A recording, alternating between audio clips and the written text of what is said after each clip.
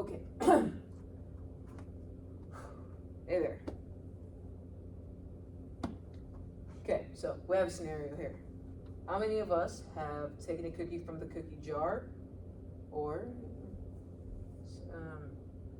broke mom's favorite mug? Yeah, that would be me right here. All right, today I'm going to be talking about why Kentucky should ban corporal punishment in schools. I'll also be using information from the World Health Organization and Britannica, a nonpartisan issue information source. Okay, just starting off with the effects of corporal punishment. According to the World Health Organization, corporal punishment has been known to increase behavioral problems over time. It has also been shown to impair cognitive and social-emotional development, as well as leading to poor educational outcomes. And these are just a few reasons, including increased aggression and perpetration of violence in students. Over there you can see some pictures of upset children.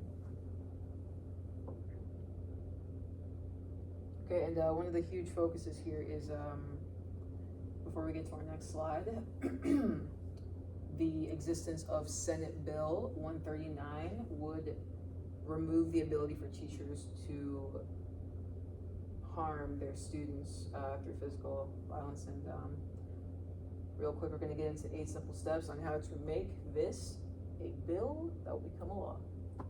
For you Schoolhouse Rock kids, I think this one might bring back a memory or two. So all this information I gathered from the Washington State House on how to have a bill be passed into law. So this is our first step, be introduced. So for a bill to be introduced, you need to contact your local representative in Callaway County. Her name is Mrs. Mary Beth Emez, and you need to reach out to her so you can have her sponsor, draft, and in this case, redraft Senate Bill 139 and get it presented. Step 2, be heard in committee. So once you get the opportunity to present in committee, you definitely want to keep all relevant information pertaining to your bill and make sure that you are presenting it confidently and concisely.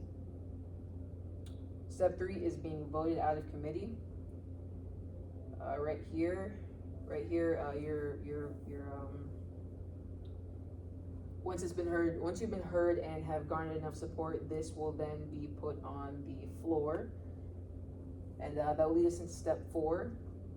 This is probably the biggest hill that your bill will ever face, and this is where most bills go to die. It will be pulled onto the floor, where it will then be sent to the Rules Committee to be voted on whether or not this bill will be a bill that they vote on. Step number 5 is to pass out of the House or the Senate. After your bill has been through the Rules Committee, you will have to garner a majority vote, or your bill will not be allowed to pass.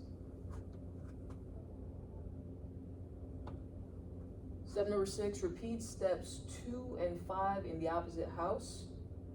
And of course, at first, if you don't succeed, just try again. Number 7 is be agreed upon by the House and Senate. Once this happens, your bill will then, and by the way, your bill must remain the original form of wording that was included in the first draft, or else it will be sent to the Concurrence Committee, where it will be considered and redrafted until they can find a compromise between those two things. And it brings us to the final step, be signed into law by the governor. Once this happens, once it's on the governor's desk, there are 3 options that they can do here. They can, number 1, refuse to sign your bill. And if this happens, after a certain amount of time, this bill will automatically become law if they refuse to sign it. Number 2, they can sign it and that bill automatically does become law. And the final step is they can veto it, where it will be sent back to the House and Senate for a vote.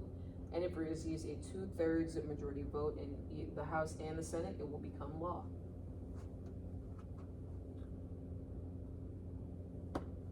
All right, we've had a lot of talk about, legislature and all that.